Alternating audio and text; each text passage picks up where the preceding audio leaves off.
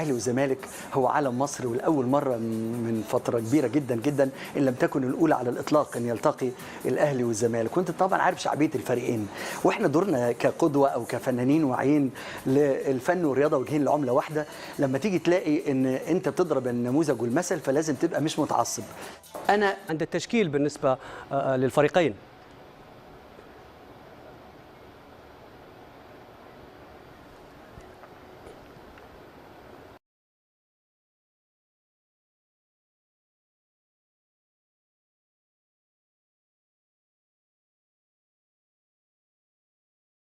البين سبورتس بالتأكيد نهائي القرن، الكل عينه صوب استاد القاهرة حتى وإن لم يكن هناك حضور جماهيري، ولكن هذه الأصوات التي نسمعها من الدعوات التي يعني هناك عدد من الدعوات لعدد من الجماهير التي يعني تؤازر كما تسمع.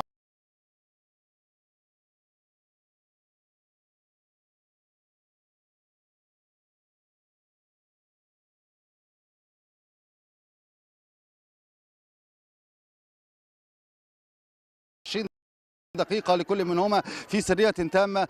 والبطولة الخامسة كان لها زمان 2002 يا شيكابالا. الزمالك بطل الكونفدرالية 2009 سوبر القارة في 2020 يريد للمرة الأولى في تاريخه أن يحقق لثلاثة سنوات متتالية أو 3 ألقاب إفريقية تواليا، الكاف ثم السوبر واليوم البطولة الأغلى كأس الأمجد في تاريخ الكرة الإفريقية. الزمالك بتشكيل من أجل تاريخ يكتب للأولاد ويذكره الأحفاد: محمد أبو جبل، 14 أحمد عيد، 23 إسلام جابر، 5 محمد عبد الغني، 4 محمود علاء، 3 طارق حامد، 13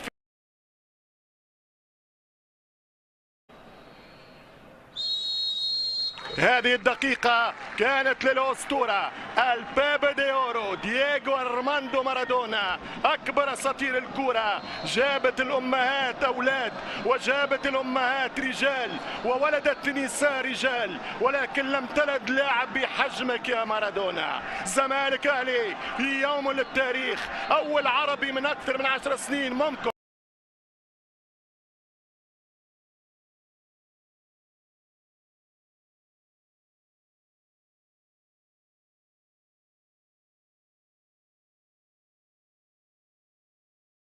من أكثر من 10 سنين ممكن